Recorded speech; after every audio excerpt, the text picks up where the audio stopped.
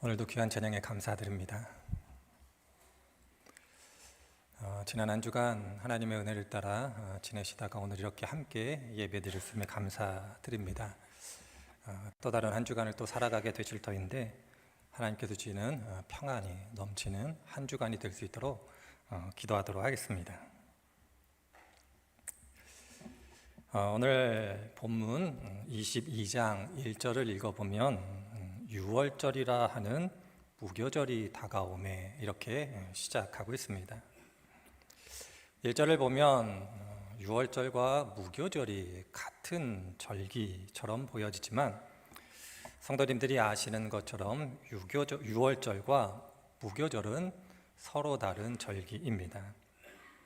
6월절은 하나님께서 이스라엘 백성들을 애굽에서 이끌어내시기 위해 애굽의 10가지 재앙을 내리실 때에 마지막 10번째 재앙, 애굽 땅에 있는 모든 처음 태어난 것을 죽이실 때에 이스라엘 백성들에게 말씀하셔서 그 죽음으로부터 피할 길을 알려주셨고, 하나님께서 가르쳐 주신 대로 어린 양을 잡아 그 피를 좌우 문설주와 임방에 발랐을 때 애굽의 모든 첫 태생, 처음 태어난 것들이 다 죽었지만 이스라엘은 죽지 않은 그 사건을 기념하는 날인 6월절입니다.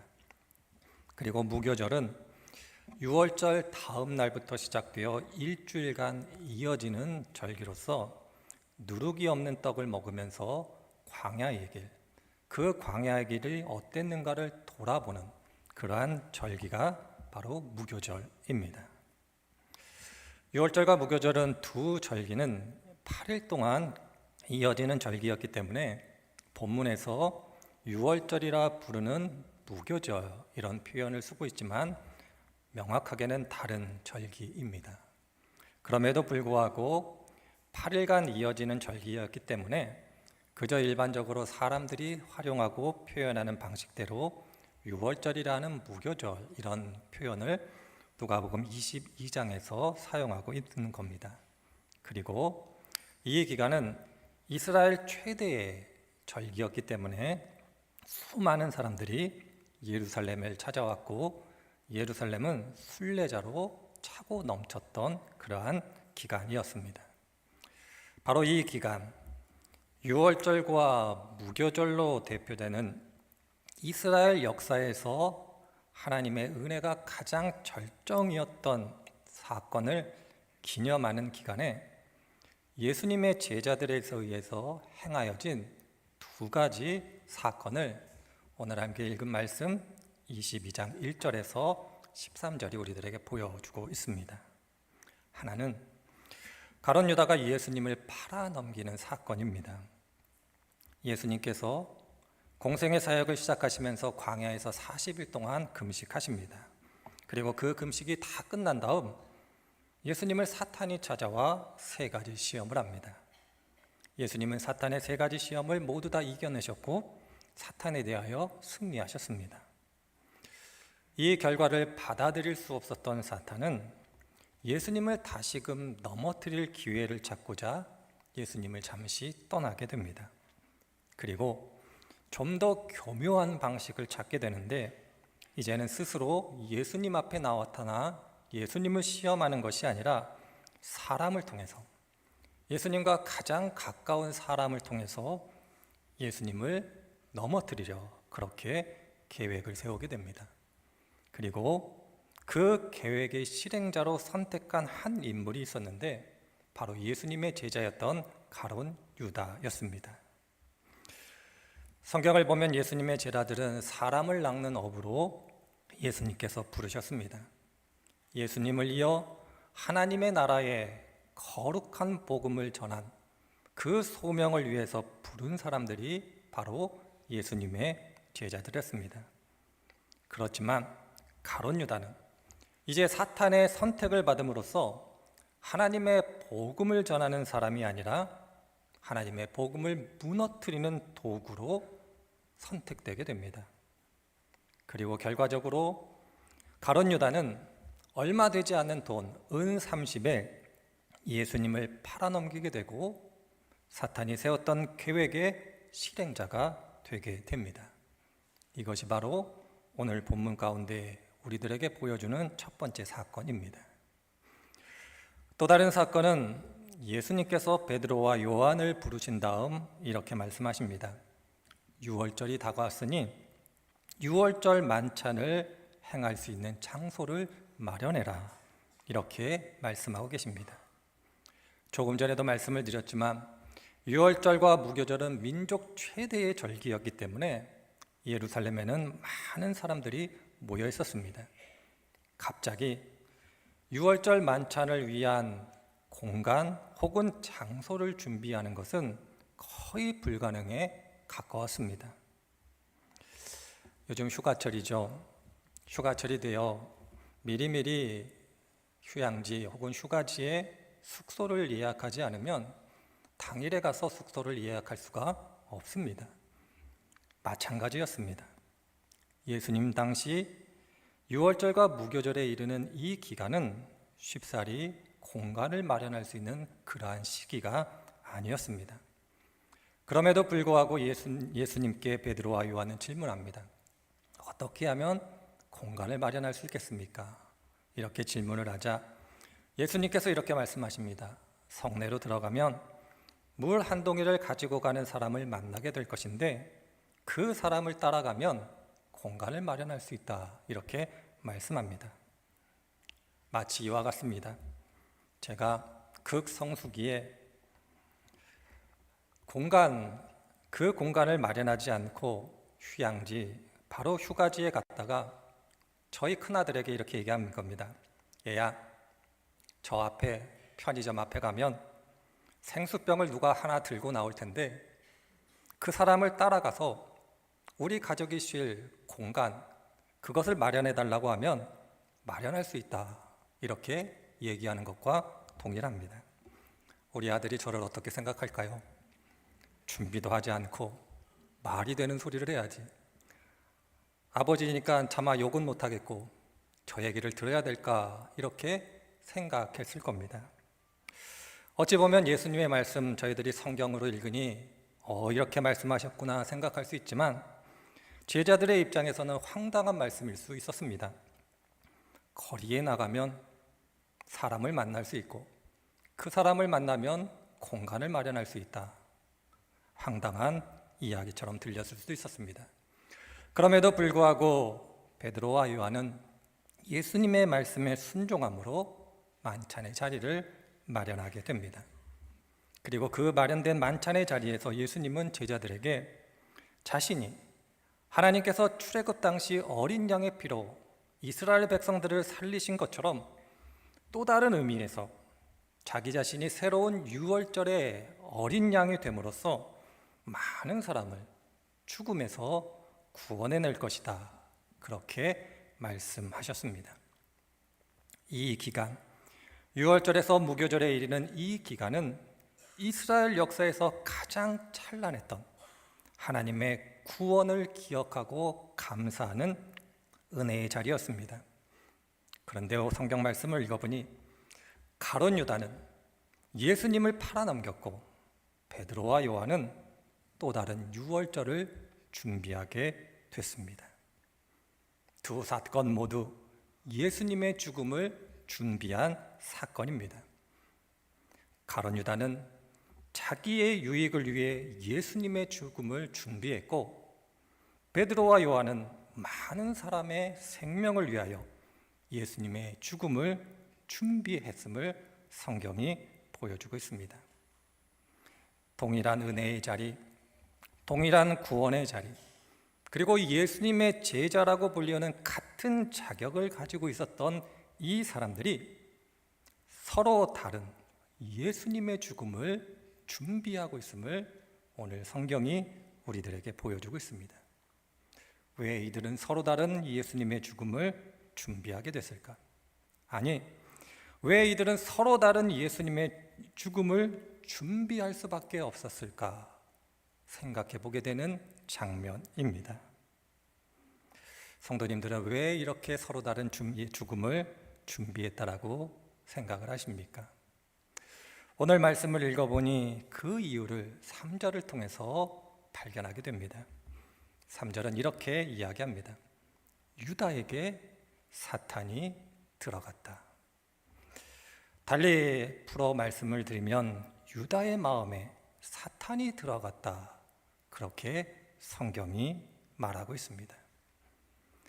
동일한 은혜의 자리, 동일한 제자라는 같은 자격을 가지고 있었음에도 불구하고 가룟 유다가 예수님의 죽음을 자신의 유익으로 준비한 이유는 그의 마음에 사탄이 들어갔기 때문이다. 그렇게 성경이 이야기하고 있습니다. 계시록 3장 20절을 보면 성도님들이 잘 아시는 말씀이 기록되어 있습니다. 내가 문 밖에 서서 두드리노니 누구든지 내 음성을 듣고 문을 열면 내가 그에게 들어가 그와 더불어 먹고 그는 나와 더불어 먹으리라. 이런 말씀이 기록되어 있습니다. 계시록 3장 20절을 통해서 많은 말씀을 드릴 수 있지만 오늘 본문에 있는 말씀과 연관해서만 한 가지 말씀을 드리자면 그것은 하나님은 충분히 그러실 능력이 있지만 하나님은 사람의 마음의 문을 강제로 열고 들어오는 분이 아니라는 겁니다. 사도 바울처럼 사람의 마음의 문을 강제로 열고 들어오시기도 하시지만 많은 경우는 그렇게 우리의 마음에 들어오시는 분이 하나님이 아니십니다. 문을 열어야지만 우리의 마음에 들어오시는 분이 하나님이십니다. 우리가 스스로 우리의 마음의 문을 열 때 하나님은 우리의 마음에 들어오십니다. 사탄은 하나님처럼 사람의 마음을 강제로 열 능력은 없습니다. 그러하기에 사탄이 누군가의 마음에 들어가기 위해서는 반드시 그 사람 스스로 사탄에게 자신의 마음의 문을 열어야 합니다. 가룟 유다는 그의 마음에 사탄이 들어올 수 있도록 그의 마음을 사탄에게 열었던 사람입니다. 3절의 의미는 사탄이 강제적으로 가룟 유다의 마음에 들어왔다는 것이 아니라 유다가 사탄에게 스스로 자신의 마음의 문을 열었다. 그렇게 이해할 수 있습니다. 성경을 통해서 우리들이 누군가에게 하나님이 되었던 사탄이 되었던 누군가에게 마음의 문을 여는 것을 어떻게 묘사하고 설명하고 있는지 발견하게 됩니다. 그것은 사탄이 되었던 하나님이 되었던 그 대상을 바라보고 그 대상에게 집중하는 것을 그에게, 그 대상에게 마음의 문을 여는 것이다. 그렇게 성경은 이야기하고 있습니다. 사탄에게 마음의 문을 열었다라는 것은 하나님을 바라보고 하나님께 집중했던 가룟 유다가 어느 순간 더 이상 하나님을 바라보고 그의 마음을 집중하지 않고 이제 하나님이 아닌 다른 것에 마음을 집중하게 되었다라는 것을 의미하게 됩니다. 그리고 사탄은 이러한 기회를 놓치지 않고 열려진 마음에 들어와 그 마음의 주인이 됩니다. 그래서 가룟 유다는 자신의 마음을 지키지 못해 결과적으로 예수님을 팔아 넘기게 됩니다. 마음이라는 히브리어는 레부 혹은 레바브라는 단어를 씁니다.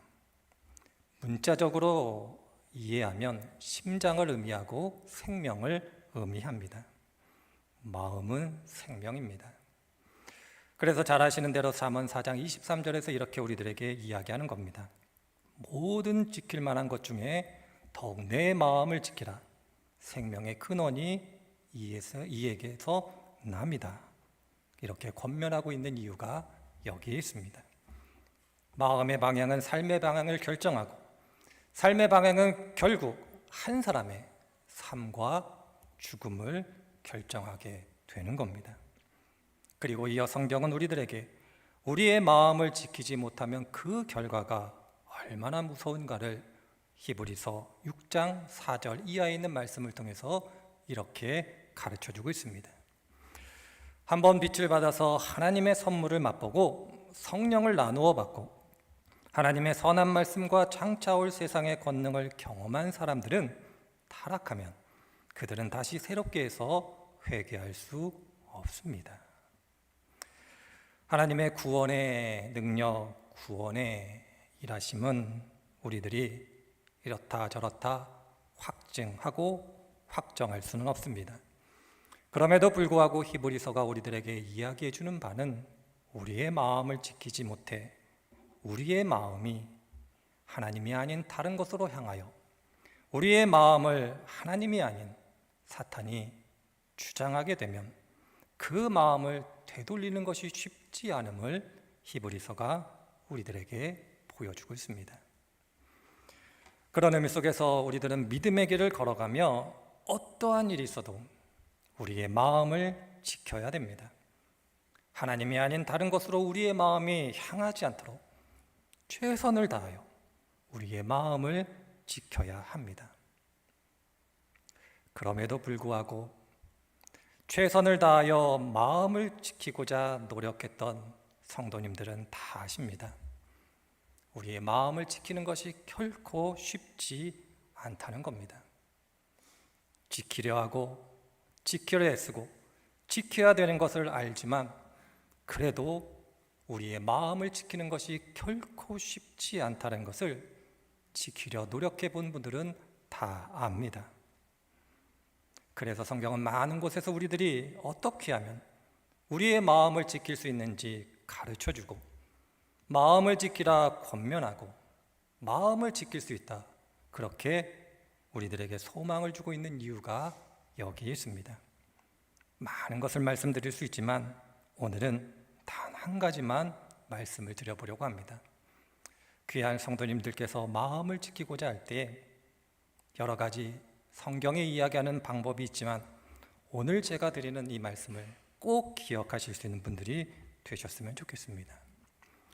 그것은 무엇이냐면 우리들이 우리의 마음을 지킬 수만 있다라면 일용할 양식을 위해 간절히 그리고 절실하게 기도하는 그 삶의 자리에 거하게 알아달라고 하나님께 믿음의 결단을 하는 겁니다. 다시 말씀드리겠습니다.